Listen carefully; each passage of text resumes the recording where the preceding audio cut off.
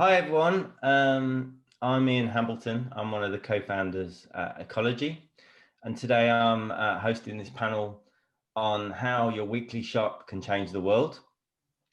I'm joined by Louisa from Toast Ale, Tom from Full Circle Farms down in Sussex, Amy from Greener Together with Amy, and Mark Jankovich from Delphis Eco Limited. Hi everyone, do you want to say hi? Hi. Hi. Hello.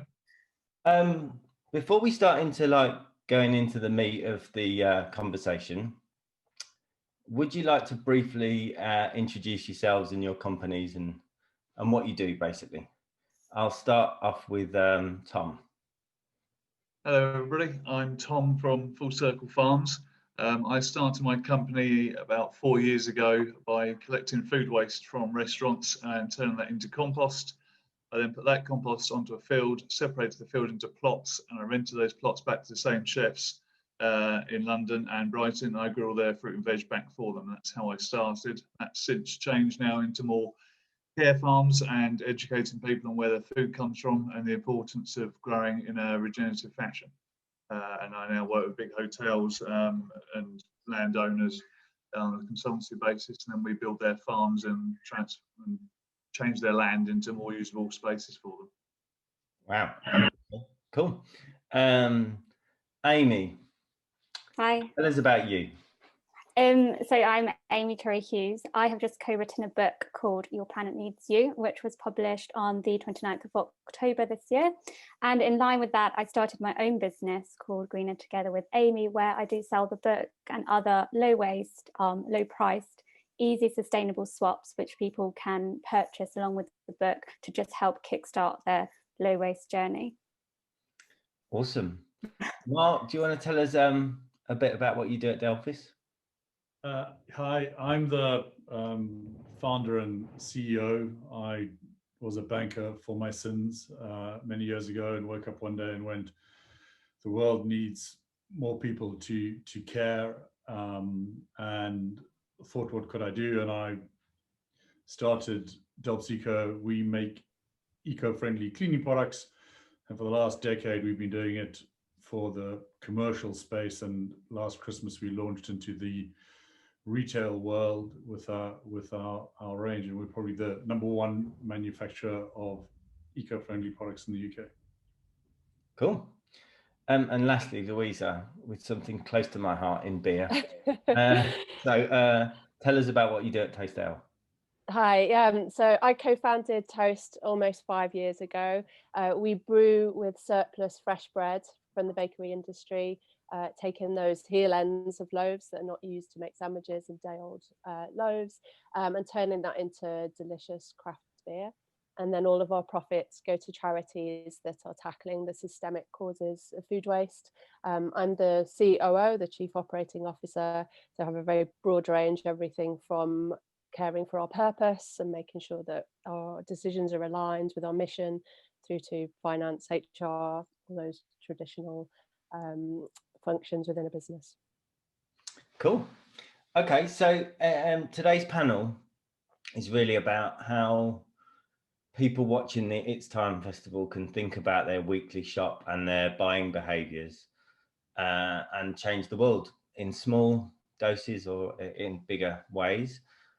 I suppose if we start off first by thinking about what are the big changes you've noticed in people's behaviours over the last few years in the way they're buying, how they're buying more sustainably, what can the individual do, and what have you seen? And as a bit of a sub question to that, you know, has the pandemic and what's been going on this year with COVID changed things as well? Anyone want to start us off? I can, yeah. Okay. Yeah. So over the last, when I first started the farms, there was always a lot of interest from high-end chefs wanting to know where their food comes from and cutting out the middleman. And that kind of filtered down through the public as well. And then more and more people were coming to the farms and they were interested in how food was grown, where it's coming from. And then since the pandemic, that has only kind of heightened now. People are now really aware of how connected the world is. So for 1 minute we saw this pandemic in China, the next minute it was on our doorstep, and that's how connected we are. So people then looked at two things came out of the pandemic, both I think are going to help us in the long run. One was people are a lot more aware about where their food comes from and now looking at the labels and seeing where it's been imported from. Secondly, they now know how much we rely on supermarkets. And everyone rushes to supermarkets, empties the shelves, and there's nothing left for anyone. But then we've all got, a lot of us have got lovely gardens and possibility to start growing in their own gardens, and that's what happened. People are now forced to kind of go for long walks in the countryside because there's nothing else to do. So they're now a lot more connected with nature. They understand the outside and the benefits of working outside and being amongst nature and Mother Nature itself. And then that kind of leads on to them then thinking about growing for themselves. So that's the kind of big shift I've seen. Everyone's now really asking me lots of questions all the time about how to grow veg at home and what they can grow at home, and or where they can source sustainably grown veg and meat and things as well. People are a lot more clued up on it, and they've had a lot more time to sit and research as well. So yeah, it's only going to kind of help us in the long run, I think. Yeah. So you, in a way, as with a lot of things with COVID, do you think it's kicked on a trend that was already starting? Yeah. There's always an underlying kind of interest from people there, from all walks of life, from the benefits for helping disruptive kids in schools, through to people with disabilities, right to people who are ex-investment bankers or something, want to change a career, maybe want to start buying a bit of land and starting their own farm or something. And then there's been a gradual increase, and since COVID it's kind of really skyrocketed, and that's what people really want to get focused on now, is actually having a real traceability of their food, basically. So yeah, it's become a lot more popular. Louisa, how do you think it's affected your industry, and not just thinking about the pandemic, but before that as well? Well, when we set up Toastdale nearly 5 years ago, we were the first brewery to have a sustainable mission and to be a truly purpose-led business. We've seen a number of other breweries set up that have a sustainable mission, perhaps with a different focus, and increasingly seeing more general breweries speak out about their position on the environment and the actions that they're taking. From the drinkers' perspective as well, I'm seeing a lot more interest in the mission behind the business and the actions that businesses are taking. And in a really positive way, people are enjoying the experience of searching out businesses that share their growing concern about the environment and social issues, and enjoying finding those businesses that are innovative, that are producing beautiful products, delicious products that fit with their lifestyle, and sharing those on social media. So seeing a lot more engagement on social for us about our mission. People have always loved the story of Toast, but it's now so much more important for people. I think people are really starting to ask deeper questions as well as they're learning more. We've seen just this summer, there was a backlash against Oatly because of the investment that they took from Blackstone, whereas previously consumers would never have really connected the way that investment happened in a business with the business's ethical principles. Now they're delving so much more deeply. We're asked lots of questions, even though we are at the forefront in terms of sustainability. There are always things that we can do to improve, and it's a lot of those questions coming from consumers, particularly at the moment about packaging and what people can do to reduce the impact of the packaging, that's pushing us to do better and pushing other businesses to respond as well. I think with the pandemic, there was that immediate shift to people thinking about safety and the fact that there was a scarcity, and so a limited choice that people had to make. But now people seem to have settled more into the environment that we find ourselves in, and are using their time instead to search out products that they believe are doing good. Yeah. I think the beer industry's had a few people like yourselves really trying to push it. How much would you say that's been consumer led and people responding to appetite from consumers versus people like yourselves that are innovators in the sector and going, look, we're going to make this, and then they've taken the consumers on a journey?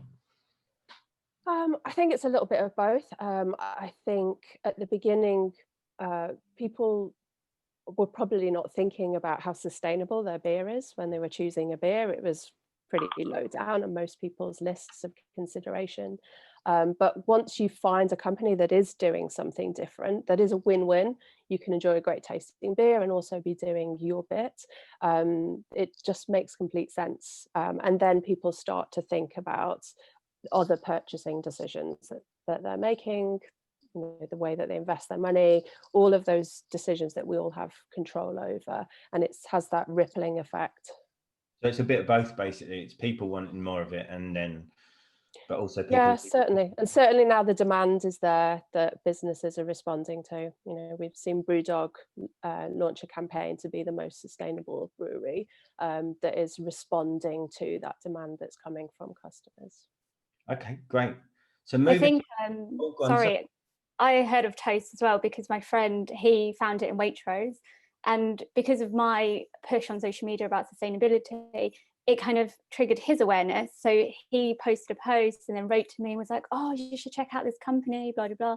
Now, I don't drink beer. However, when you know somebody else who does, and you're thinking, oh, well, can I buy a gift for someone? And if you think I'll buy some beers or some craft beers, toast would be maybe one of my options now, because I know that's what I believe in, and that's how I want my message to go to the next person. You know, there's a great message here which we can pass on to people through gifts, and then slowly people's buying habits can change that way as well. Yeah. Amy, on that, let's move a bit into sort of fashion and what you do. You know, and with your book, like, how have you noticed the changes happening in the last couple of years? Sure. I think with me, my company's just started. I'm just a little one. However, it's more personal. So that was my journey about 2 years ago, when I would never have thought about, I don't know, my washing up sponge, for example, because I was always very into like toxic free cleaning products. But the sponge, for example, it wouldn't have been a thing. So that was my learning. So I think I've changed in 2 years, and you know, friends are also, as I've just said about the beer, doing things or also buying little products just through conversations. So I think people are starting to realize there is change, there are alternative products, and when they know the impact of the bad products, they want to know what good products are out there. However, I find that it comes with a higher price tag, which I'm sure we'll get into in a few questions time.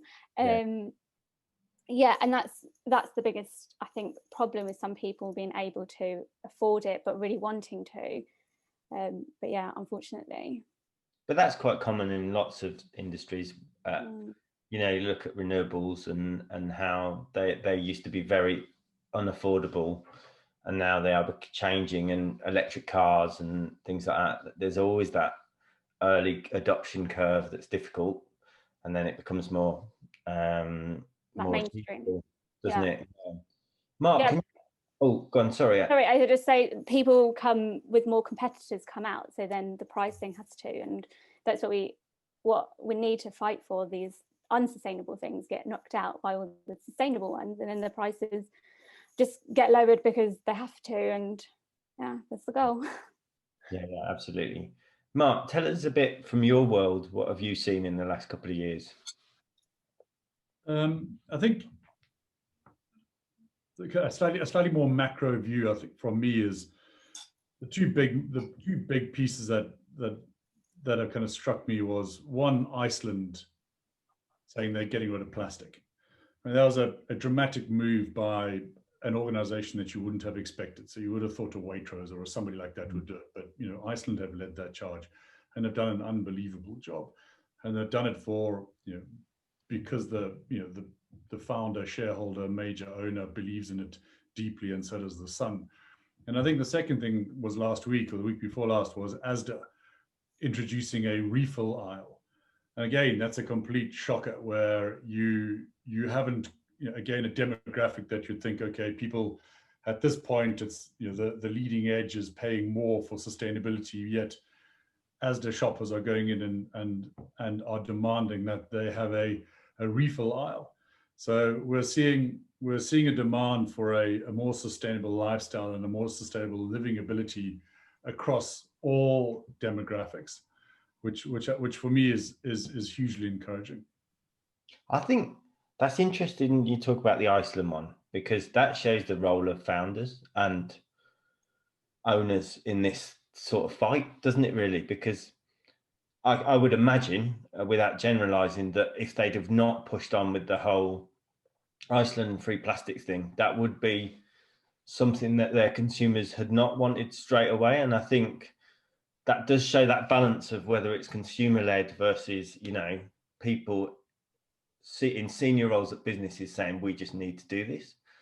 Well, I think leadership is absolutely vital, and I think Ilana Weston is another case study where at Selfridges, she's demanded that everybody, all of the people that the different businesses and brands that are within the umbrella have to be sustainable. And my sense there is that if that is a success, then other corporates will have to follow. So then the family-led businesses are cutting edge, not cutting edge, they're leading, but then your shareholder-led businesses are going to go, well, hang on, we're losing market share, we've got to do this. So hopefully there are more people like that. Yeah, that's brilliant. Okay, so we're going to go down to a question that's a bit more about trying to give people simple ideas about how they can make their weekly shop better. Have you got any top tips on the things that you can do in your weekly shop that will make things better? Why don't we start off, Louisa? Why don't you start off? What actions would you tell people about? The food waste is a really huge, significant problem. So actually, and waste generally. So one of the simplest things you can do is make sure you're only buying the things that you need. So that's, reducing the amount of unnecessary products that we're all buying, cutting down on, the amount of new clothes that we're buying, and particularly with food, making sure that we're using up the food that we already have at home, making sure that that's preserved or frozen, so that we are eating everything that we do buy. Secondly, I would say eating more plant-based products and less meat. We know the impact of the meat and dairy industry on the planet, and by us all cutting back the amount of meat and dairy that we consume, we're immediately having a really positive impact. I'm sure we will come to it, but I do strongly believe that individual actions are important, particularly collectively as the mass of people take them. But to drive systemic change, we need action at a much higher level from government. Okay, I'll tell you what, we'll park it and come back or on that one, because I'm a bit conflicted on that. Okay. Anyone else? What have you done? So I actually recorded a video for the It's Time event about my weekly shop in my local area. Now, I'm not sure if it's been played already or if it's going to be played, are following. And that was a challenge to myself I took my own Tupperwares and produce bags, and I wanted to see if I could do my weekly shop in my local area by supporting local businesses, independents, and if they were also happy because of coronavirus to accept my Tupperware boxes at a deli counter, because the plastics industry have said, oh no, it's bad, like it's a cross-contamination, which is absolutely incorrect, and we should be choosing to reuse and we should be refilling our products. I've seen over the weekend where it's been nice weather, the amount of coffee cups which are just like speared all over the park bins and everything, because people think that they can't use their refillables. So it was an extremely successful day out in my local area shopping, which you will see. and yeah, and I took back nothing, like extra packaging. It was all my own. So I think it's definitely possible. You have to plan ahead. You have to know what you're going to be buying and what Tupperwares you may need. And also support the local businesses by also shouting about it. My local news outlet actually did a piece about me doing this. People thought, oh, that's such a great idea. What, to take your own Tupperware into the deli counter, just to reduce that tiny bit of extra packaging that per week, what builds up is completely crazy. Yeah, so it's definitely possible because I did it. Do you think that that takes a lot more time and consideration, but it's worth it? I mean, yes, because as Louisa was saying, I like the food waste, so I knew what I was planning. So you kind of have to plan ahead to know what you're going to get when you're out. And also then just thinking, okay, are the Tupperware sizes the correct sizes?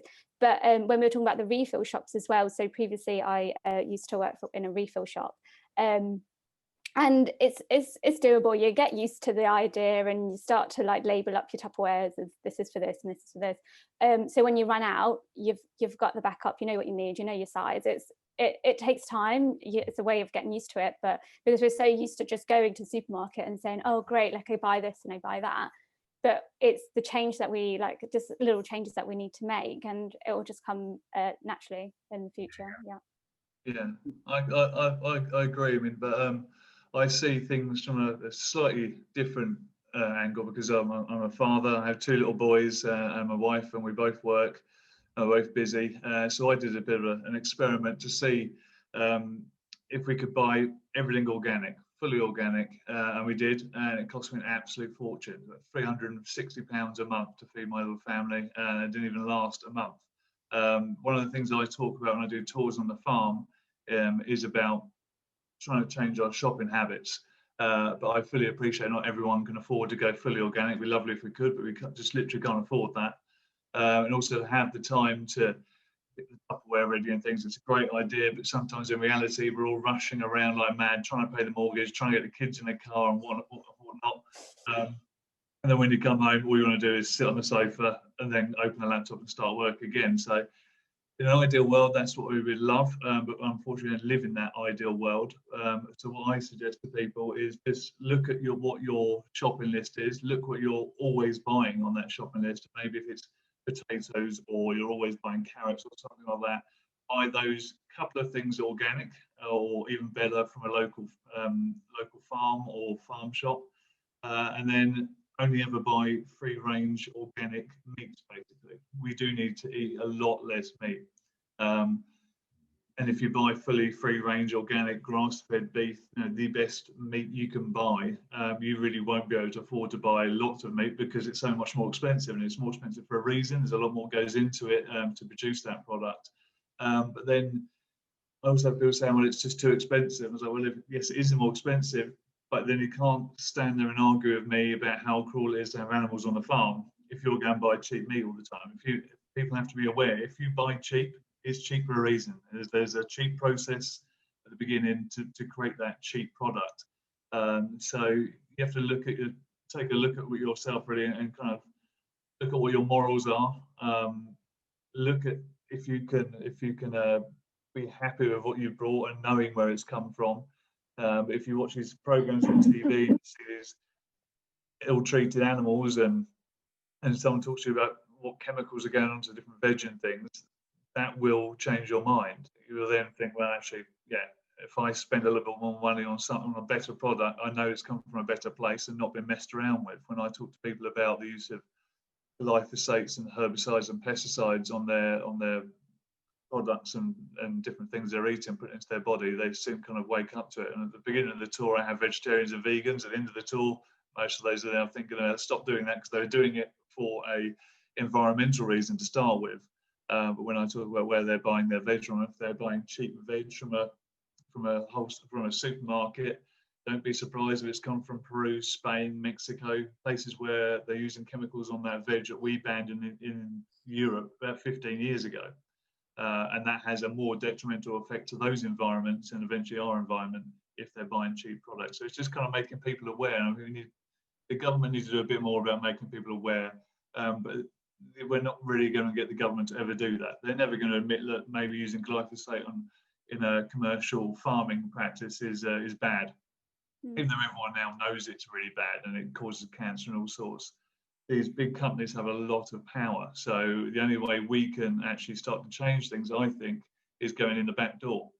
Is basically going to the supermarkets, changing our shopping habits, because then those supermarkets are then going to look at more organic farms to buy their produce from, and then that will have changed their buying habits eventually. So out of the probably 2,000 or 3,000 people I've spoken to on my farm tours, most of those people are now looking to change their shopping habits. So if 5,000 people now who shop in London, in a Sainsbury's in London, now want to change their shopping habit, that supermarket will now look at maybe increasing their organic shelf, because they can see a high demand for organic. That will then go to the farmers and they say, well, there's a bigger demand for your product now, you can grow your farm bigger, or other farms will now look at starting to change and going towards organic, and it will have a trickle down effect that way. But yeah, it's just making people aware of cheap products have a cheap beginning, and it's never going to be good for anyone involved in any of that chain, really. Mark, tell us what you think people can do. Yeah, I think you know, we've all said it, right? It's about the little decisions that we make, and everything that it's not one thing, it's everything, and it's looking at every single activity that we go through and go, can I do this slightly differently?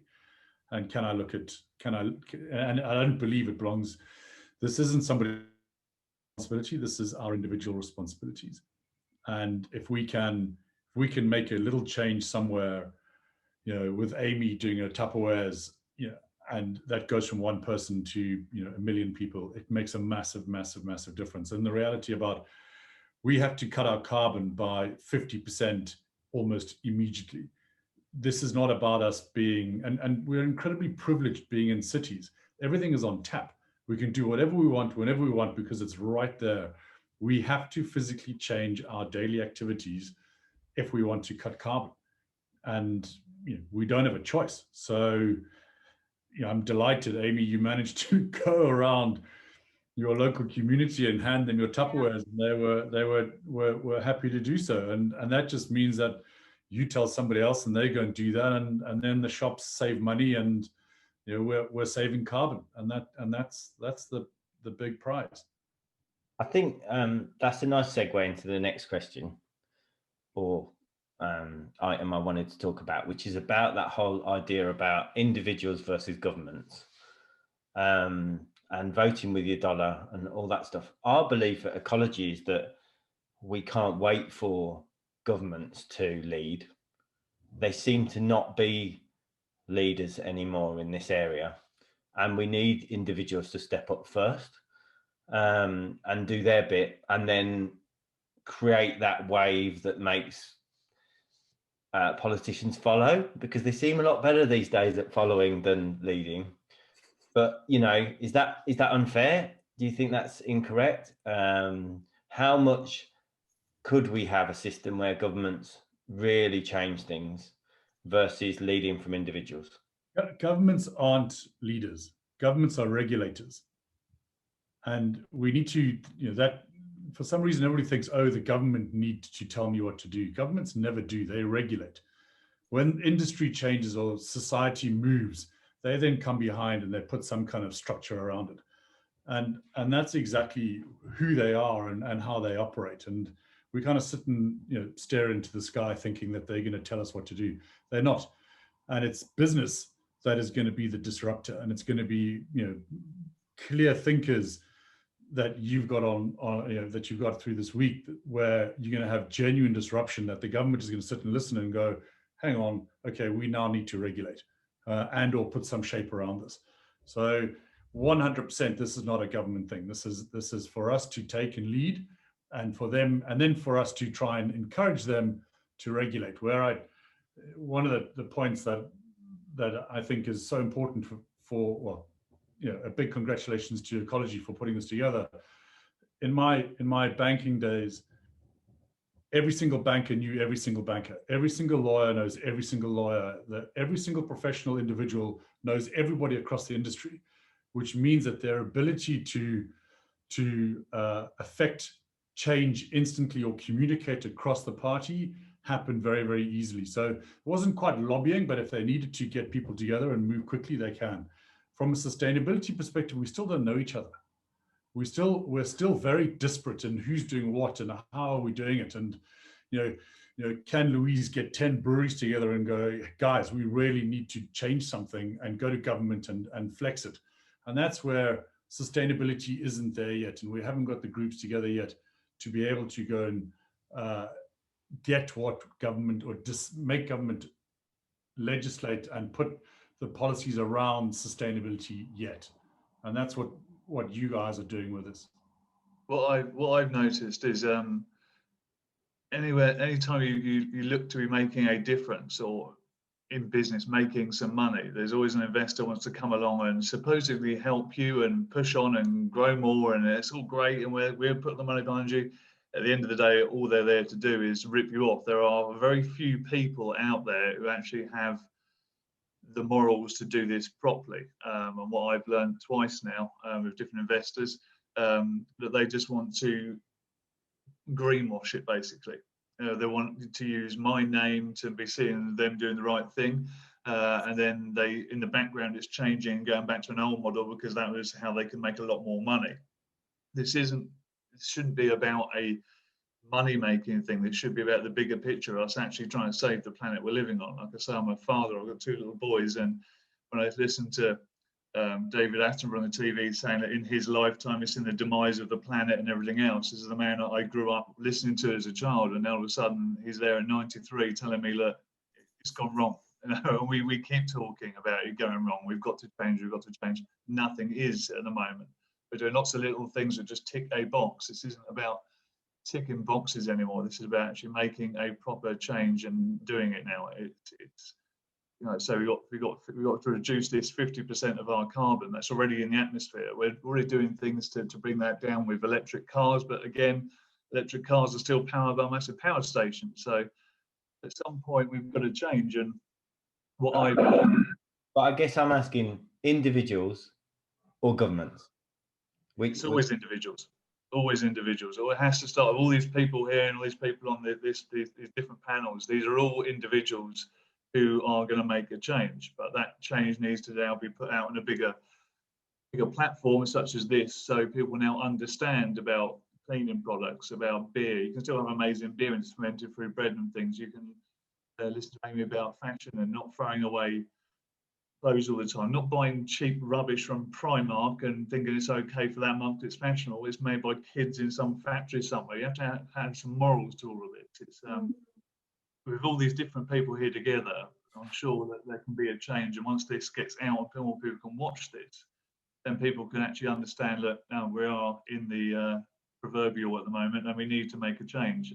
It can't just be, oh, the government's got to do something, because like Mark said, the government, they're going to sit on their hands until they have to do something, which is just legislate it or tax it. They're not the change makers. We are. Every individual watching this and every individual here, we all make a little change, be it through fashion, beer, all the things we need to survive, keep our houses clean, and have beer at the weekend and wear nice clothes and eat decent food. It all comes from people on here. And if we can all make those tiny little changes, eventually that changes a bigger picture. And that's what we need to do. Louisa, you sort of brought this subject up. What's your view on it?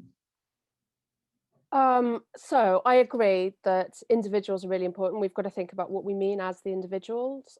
We are consumers, yes, and the purchasing decisions that we make will have a change directly and also influence business to change. I think we are seeing that coming together of business that Mark talked about through organisations like B Lab, that is the charity behind B Corp. There is a massively growing community of B Corps, which are businesses that have met the minimum standards for environmental and social responsibility, from very huge businesses to one-person consultancies, they've got a backlog of organisations that are wanting to certify, led partly by consumer demands, but also as individuals, we are often employees, and we can direct the decisions made by businesses as our employers. I think businesses over the past couple of years have experienced challenges in recruitment to get good talent, because a lot of young people now are holding their ethics as part of their decisions for where they want to work, who they want to work for. And so it's making it more difficult for those companies that are not taking a positive stance on the environment and taking action to find the right talent to lead those organizations. But I also do believe that we're citizens, and although the government it has been a laggard, and it is all about regulation, we have a voice with our local MPs to demand that our government representatives take action that we want to see. And I do believe that there is an important role for government to play and for regulation to play, because there are many companies that will make positive changes, either because the founders, investors, etc., believe they should, their consumers are demanding they do. And just on the investors' point, I just saw this morning that Scottish widows have said that they're divesting from companies that are not taking action on the climate emission, on the carbon emissions. So we're seeing investment pulling away from these companies. But yeah, we as citizens, we can demand change, because there will be businesses that are laggards that will not make those changes and will be, have to be pulled to do so.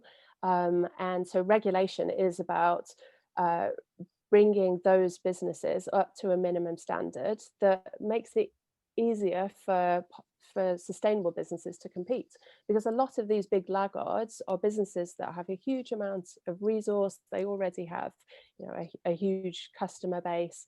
They're able to offer products that are cheaper, because partly of scale, because of the very questionable business ethics. And so regulation is going to force them to have to meet that minimum standards that without that, at the moment, it is challenging for small, socially responsible businesses to compete, because we want to, invest in the right ingredients, make sure that our supply chain is ethical, make sure that the packaging we're using is as sustainable as possible, etc., etc. All of that has a cost, particularly when you're small and not at scale. So I think, yeah, make decisions in the way we shop, make decisions and push for change in the businesses we work for or own, but also let's push our MPs to do more. Yeah. I don't think anyone's saying don't push the citizens. You're right. And, we're just a bit worried about whether that's going to be them leading it, I think is the thing. So let's move off that and onto a new subject. It's mid-November. Christmas is coming. Amy, why don't you tell us a little bit about how people can find the right things to buy gifts for Christmas? Yeah, I think obviously we're living a time where social media is big, it's the thing. And I see a lot of accounts that I follow saying support local, like when you buy from an independent, we do a happy dance, which we do. And it's so true. And it really breaks my heart when I see like Sunday deliveries coming to people's houses from massive corporations who are exploiting their workers and etc. And it's about spreading the word. And if your friend's got a company that you think is great, buy from them, tell your friends, share the message. And it's about us with like the social media as well, to spreading that message to people, to tell them about all these great things, and to get people spending with smaller people, but also making people aware of what these bigger companies are doing, because people might not even realize where they invest their money and who you're actually supporting. Whereas if you kind of enlighten people on that aspect and then give them an alternative, you've got a way to hopefully convert. I think there's a bit of a double win, isn't there, if you can convince people to buy local but buy less, right, this Christmas, right? Because I obviously started a company, just a very small one, but I've said to people on social media as well, don't come and buy stuff just because you think that you need to replace your toothbrush with a sustainable one, just because you think you want to be sustainable. No, use what you've already got. And I've written that all over Facebook to my local area when I promote my little business, because that's also important. You can't just go and think, oh great, I've changed my lifestyle now and buy, because that's also the wrong thing to do. Oh. Yeah.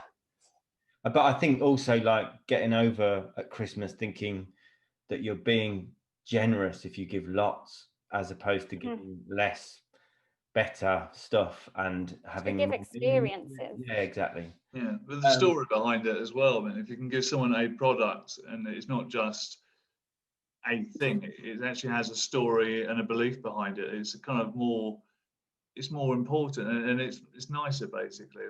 What we found when people that come to the farm tour, the thing is just a fella telling them about sheep and things, but then they learn a bit more about where I've come from and how I've got to this point. If I had a product to sell, I think it would be people would buy it because of the story behind it and what it links to. So I think it's important that when I buy stuff for the kids this Christmas, I'm going to try and buy sustainable things that actually has a story. They don't care about the story, but the parents do. So yeah, we know that it's come from a bloke in the local village who makes wooden toys for kids and things, and he's used all recycled timber and things. And then I feel like I haven't ruined some other child's Christmas by buying them a cheap toy from the supermarket. And it has a nice story to it as well, and you can feel kind of proud of where you put your money as well. I think we need to kind of hit that home as well. Mark, what are you and your family doing this Christmas to try and think about more sustainable presents?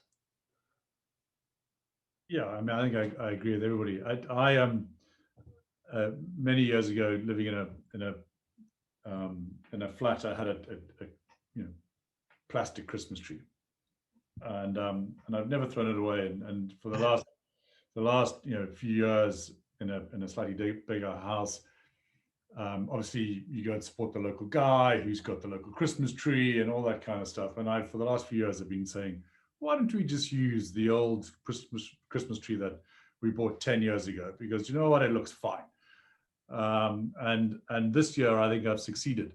We are not going to be contributing to another poor pine tree that then just gets chucked on the street, a few days after Christmas. And we're actually going to use something that we bought years and years and years ago that you can use year after year.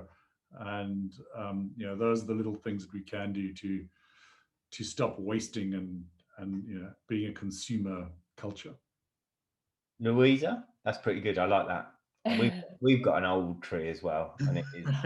I think we should have more of a competition of who's got the oldest, mankiest looking tree. That'd be more amusing, wouldn't it? Not the most grandest decorated thing, it'd be the most mankiest one.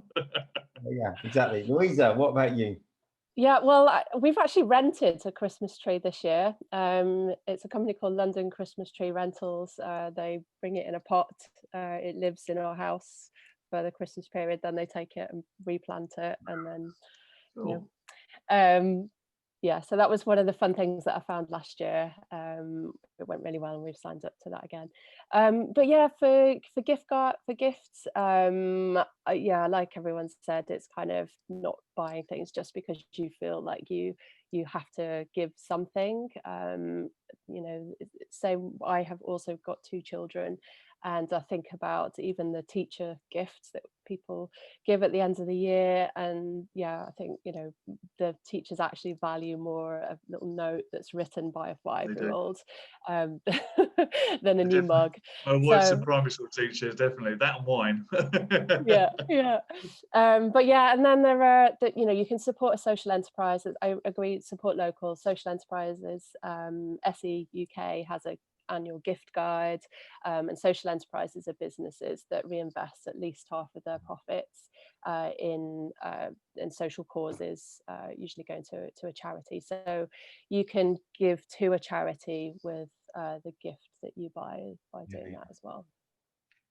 Amazing. I think that's sorry, just picking up on oh yeah, go on, go for it. The Christmas tree rental, I also found out about those last year, and this year I found there's some more. So it's not just London as well. So do have a look on your Google search. your web search to see if there's one near you. And also that I saw last year is, you know, the Christmas trees get wrapped in that net, which is plastic net. I would just take an old duvet cover or like unfitted sheet and just take that with you and get them to wrap it up in that. I've seen people do that as well for Christmas trees. And yeah, and use what you've already got exactly with your I had the same discussion as well this weekend with my boyfriend about Christmas trees. And he's taken up to woodwork, and I said, well, we could make one. There you go. Okay, so we could leave that with we promise to share photos of each other's. Yeah, good idea. And the most used one will win, right? The weariest. God, I might have to start kicking mine in. Right, anyway. Well, look, that's been brilliant today. I think that's about as much time as we've got, but thank you so much for contributing to It's Time and being involved. So I really appreciate it. Thank you. Thank you. Cool. Yeah. Thank you. Everyone, thank you very much.